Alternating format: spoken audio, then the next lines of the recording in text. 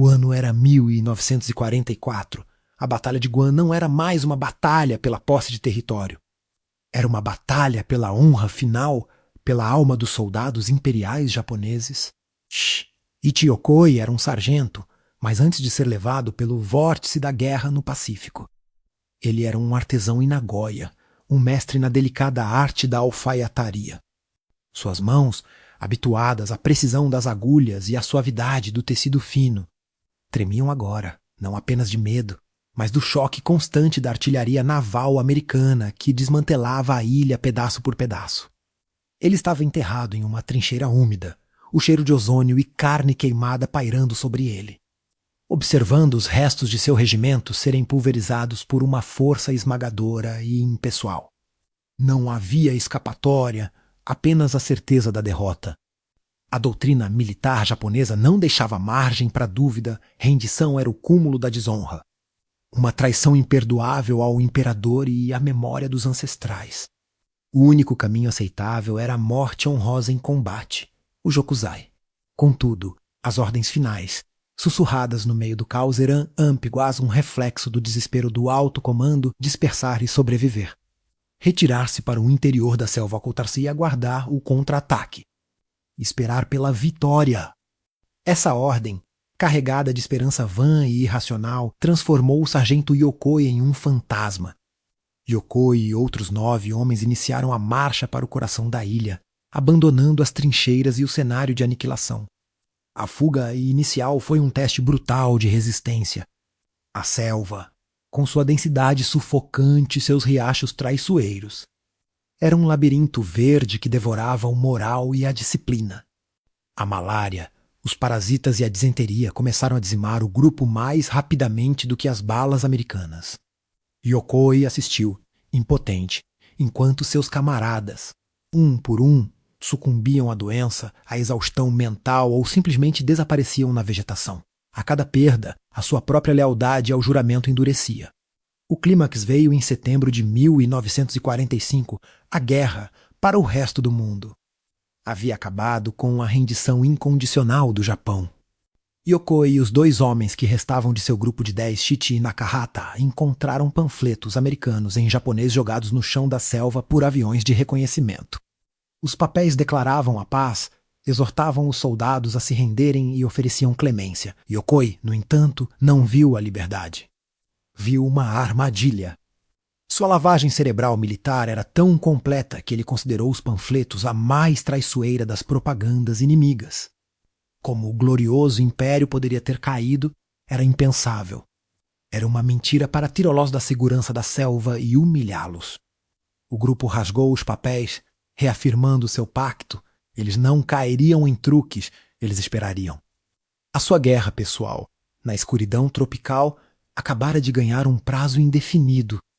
A sobrevivência deixou de ser uma esperança e tornou-se uma profissão obsessiva.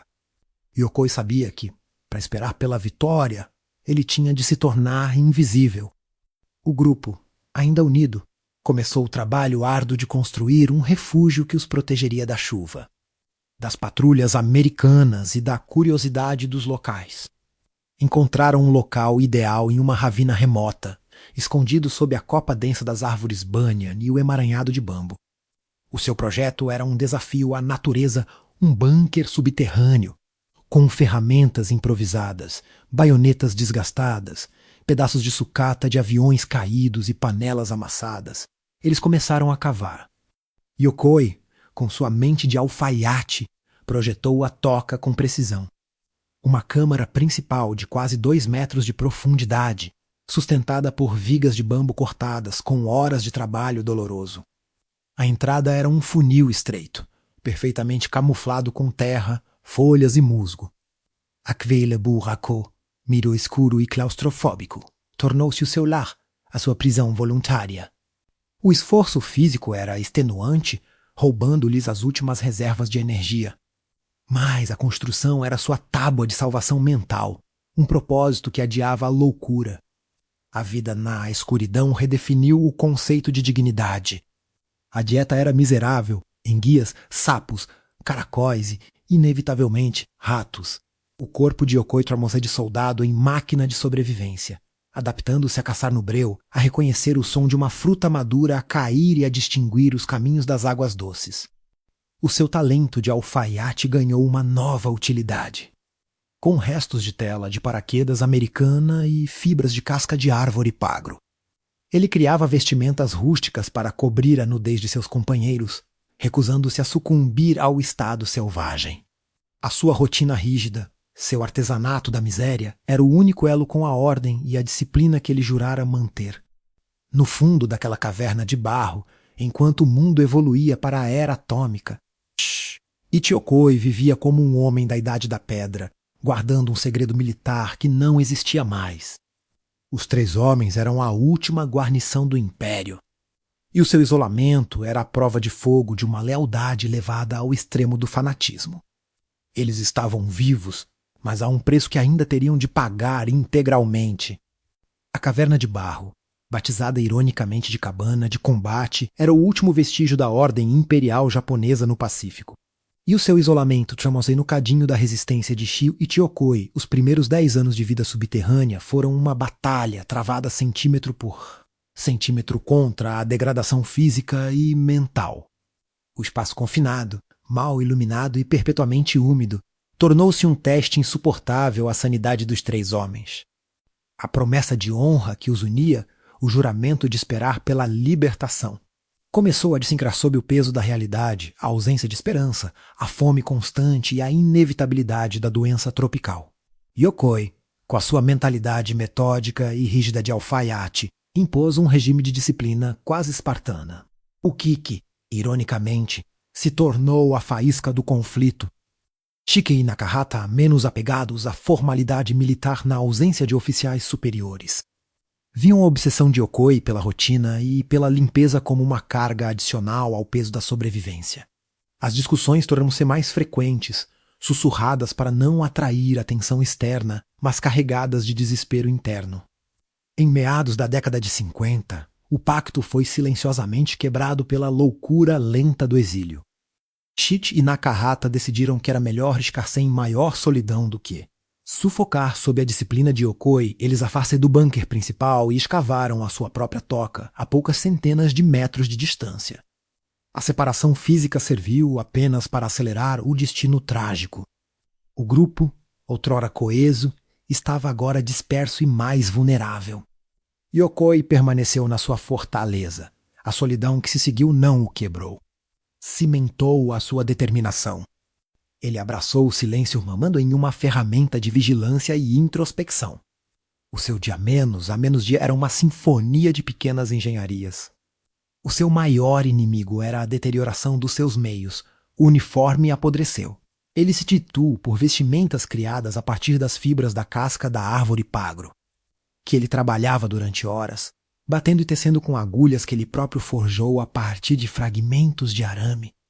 A sua precisão no corte e na costura era agora aplicada na construção de armadilhas. Ele transformou peças de metal enferrujado, restos de um avião abatido e outros detritos da guerra em armadilhas de molas sofisticadas capazes de capturar enguias-camarões e, crucialmente, ratos, a base da sua dieta de proteína magra. Ele estava a usar a tecnologia da guerra, o ferro velho do inimigo, para se manter vivo e a lutar. A sua determinação em manter a honra, no entanto, era sua cegueira.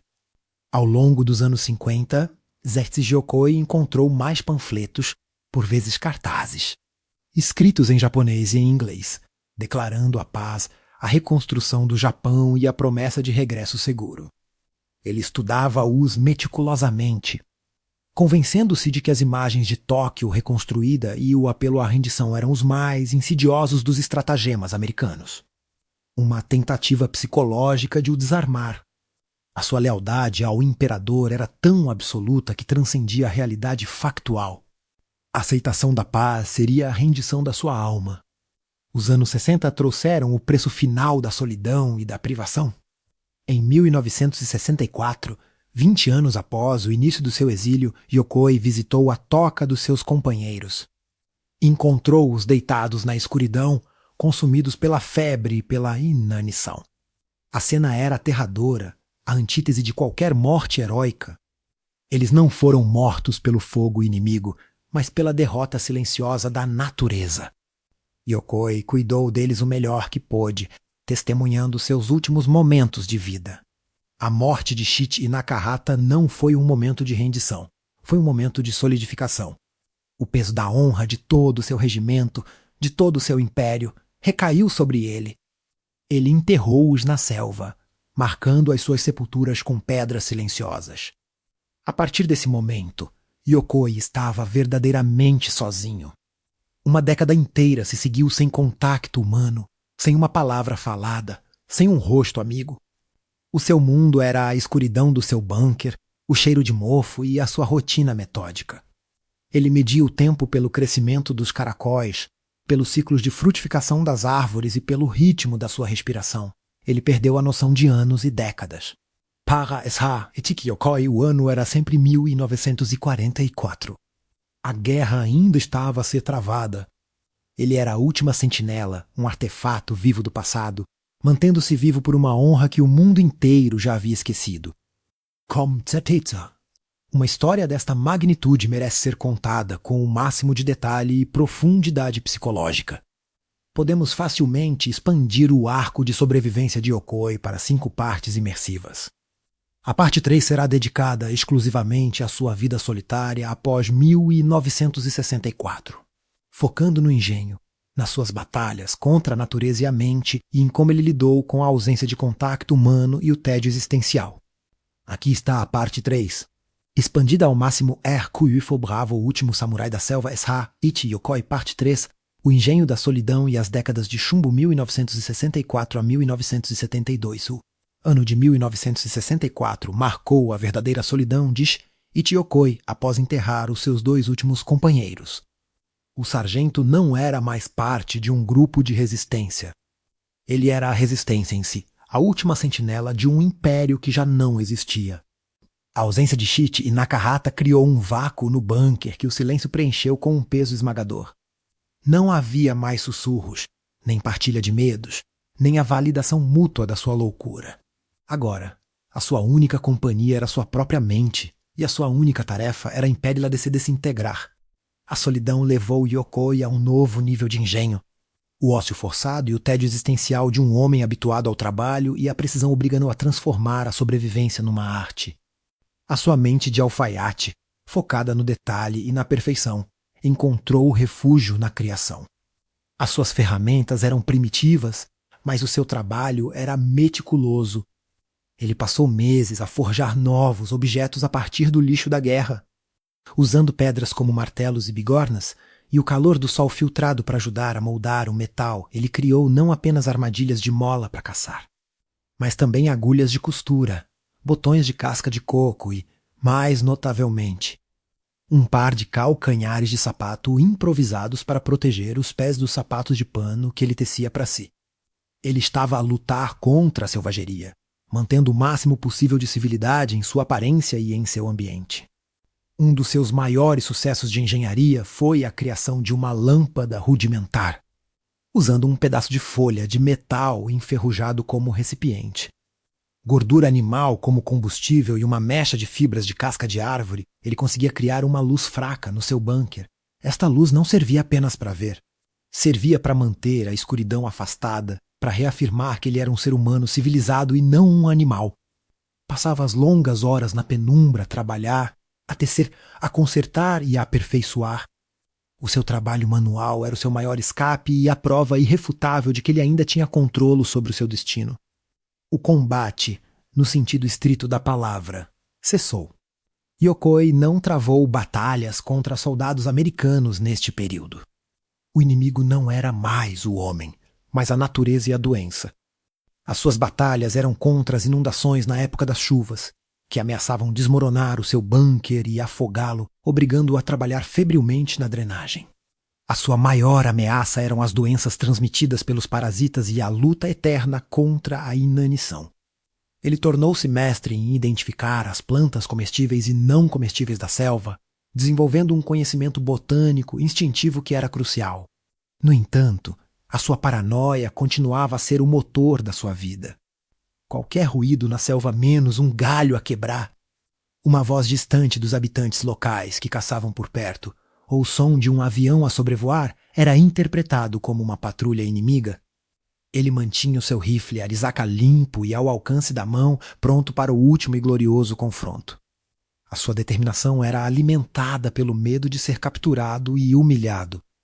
Ele tinha planeado seu suicídio, caso fosse encurralado, para evitar a vergonha da rendição. Carregava sempre consigo uma pequena faca, pronta para o golpe final. A lealdade ao imperador exigia que ele morresse como um guerreiro, não que vivesse como um prisioneiro. Nos raros momentos de profunda exaustão ou desespero, Yokoi permitiu o luxo da contemplação. Ele pensava em Nagoya, na sua família, no cheiro da seda fresca e no som da sua máquina de costura. Ele pensava na sua mãe, que provavelmente já o chorava como um herói de guerra. Eram estes pensamentos que o mantinham ligado a um passado que ele jurava proteger. Ele não se permitia chorar. A emoção era uma fraqueza que a selva puniria. Ao longo da década de 60, Yokoi assistiu à passagem do tempo de forma abstracta. Ele via aviões a jato a voar mais alto e mais rápido vestígios de lixo industrial moderno. E ouvia o rugido distante de máquinas de construção. Interpretava tudo isso como o esforço americano de fortificar a ilha. Ele não conseguia conceber a ideia de que o seu país, o Império, havia se tornado uma nação pacífica, aliada dos americanos. Para Yokoi, a guerra estava a ficar mais moderna, mais perigosa, e o seu esconderijo precisava de ser mais profundo, mais secreto. A sua existência não era uma vida. Era um ato de espera, uma cápsula do tempo humana que se recusava a abrir. O sargento estava na reta final da sua solidão, prestes a chocar com um futuro que a sua mente não estava preparada para aceitar. A rotina era o seu santuário e o medo o seu despertador.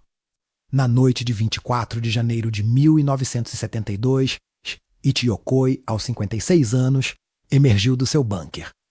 A escuridão era sua aliada e o silêncio, o seu campo de batalha. Estava coberto com as vestes de fibra de casca de árvore que ele mesmo tecera. O seu corpo magro e curvado pela desnutrição crônica e pelos anos a rastejar em espaços apertados.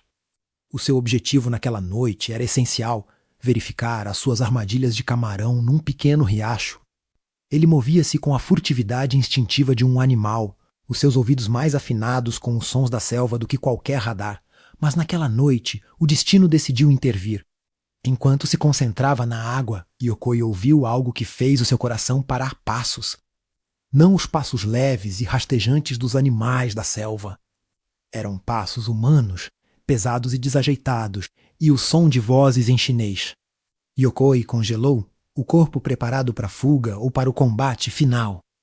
Ele presumiu que eram caçadores locais, chamorros, ou pior ainda, patrulhas americanas disfarçadas que finalmente o tinham encurralado. Os passos se aproximaram. Eram 2 caçadores locais que tinham saído à procura de camarões na escuridão. Eles moviam-se com lanternas de mão e o feixe de luz cortou a escuridão, atingindo Yokoi. A visão foi mútua e chocante. Os caçadores viram um homem selvagem, vestido em trapos de casca de árvore e com longos cabelos brancos, que parecia ter saído diretamente de uma lenda. Yokoi viu, na luz da lanterna, a sua condenação. O seu instinto, moldado por 3 décadas de doutrina militar, assumiu o controle. Ele tinha apenas um pensamento: evitar a captura. A sua honra exigia a morte, não a vergonha. Yokoi agarrou a sua arma de caça improvisada e tentou lutar um último e desesperado ato de resistência. Os caçadores, contudo, eram homens jovens e fortes, habituados ao terreno. O combate foi breve e desigual. Eles dominaram Yokoi e o amarraram, apesar dos seus protestos desesperados e grunhidos de fúria e humilhação. A captura foi um choque físico, mas o que se seguiu foi o choque existencial. Os caçadores levaram o homem selvagem de volta à civilização. Para Yokoi, a viagem de regresso foi uma alucinação. As luzes da eletricidade, as estradas asfaltadas, os carros a passar a alta velocidade, tudo parecia ser uma miragem tecnológica e inimiga. O mundo que ele conhecia, o mundo da guerra total e da privação, tinha sido substituído por uma realidade vibrante. colorida e absolutamente irreconhecível. Ele via as pessoas vestidas com roupas modernas, rindo, comendo alimentos que ele não via há 30 anos. A sua mente gritava que isto era a mais elaborada e cruel das encenações americanas. Quando finalmente foi levado à presença das autoridades de Guam, o seu primeiro e mais profundo sentimento não foi de alívio por ter sobrevivido, mas de vergonha. A sua disciplina de ferro falhara-o. Ele tinha falhado o imperador. Ele havia falhado em morrer como um guerreiro. O mundo estava à espera de ouvir a sua voz. Quando está Ichi Yokoi, o último soldado do Império Japonês? Se dirigiu ao seu oficial superior. A sua primeira declaração foi carregada de toda a dor, lealdade e humilhação de quase 3 décadas de luta solitária. A sua voz estava rouca, estranha a ele próprio, mas a sua mensagem era clara, um epitáfio para o seu tempo perdido.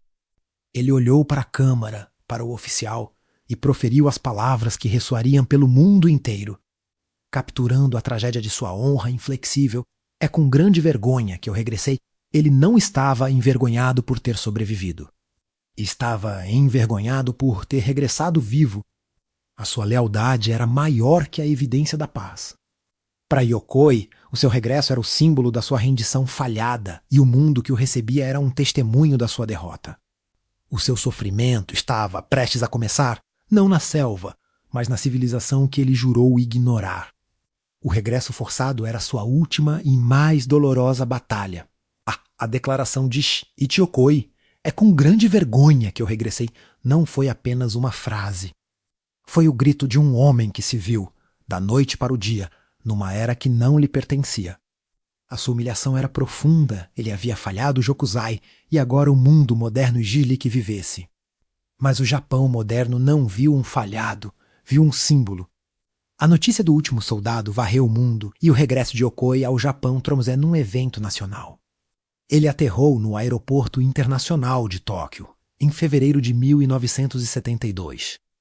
Num frenesim de multidões, repórteres e câmaras. Foi recebido por oficiais, pela sua família que há muito tinha dado como morto em combate por uma nação que, no meio do seu rápido crescimento econômico, precisava desesperadamente de um lembrete das suas raízes de honra e sacrifício. O sargento, vestido em trajes civis modernos que lhe pareciam estranhos e desconfortáveis, era um herói de outro tempo. O choque cultural foi avassalador. Yokoi teve de aprender a lidar com dinheiro, com o tráfego automóvel, com a televisão, e com a ideia de que o imperador Hirohito era agora um líder simbólico e não uma divindade intocável. A sua mente, presa no rigor militar de 1944, lutou para processar a velocidade, o barulho e a abundância da sociedade dos anos 70, o seu corpo também estava em desacordo. O alfaiate precisava de reaprender a andar ereto após décadas a rastejar e a viver agachado.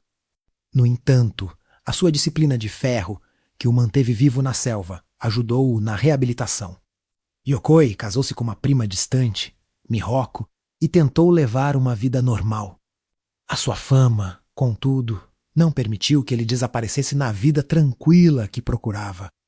Ele tornou-se uma celebridade menor, convidado para programas de televisão onde falava sobre as suas técnicas de sobrevivência. Transformou o seu sofrimento num legado, mostrando ao público japonês o poder da determinação. Ele chegou a concorrer, sem sucesso, a um assento na dieta o parlamento japonês, usando a sua história como uma plataforma para apelar a uma vida mais simples e honrada. A sua vida de celebridade, no entanto, nunca superou a sombra da selva.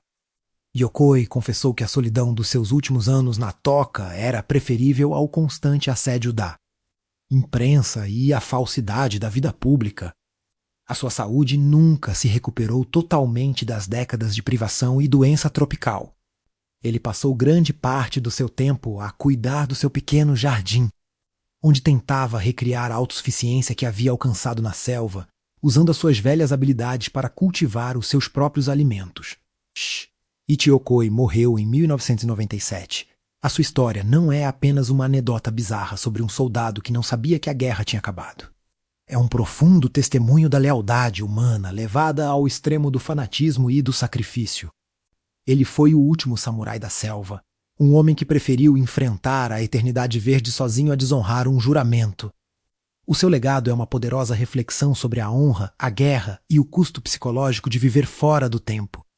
O sargento regressou com vergonha, mas foi recebido com a admiração inabalável de um mundo que reconheceu a sua coragem inumana. Oh, bravo! O que achou da incrível e solitária luta do sargento Yokoi? Você acha que a sua determinação era uma prova de coragem inumana ou um fardo trágico da doutrina militar? Deixe a sua opinião aqui nos comentários. Queremos saber se você teria aguentado 28 anos na escuridão. Qual é o seu momento favorito desta saga de sobrevivência? Se esta história épica te impressionou, não se esqueça de deixar o seu like e de Sergipe inscrever no Arquivo Bravo. Ative o sininho para não perder o nosso próximo mergulho nas histórias mais inusitadas e heróicas da Segunda Grande Guerra. Até a próxima batalha, soldado, dispensados.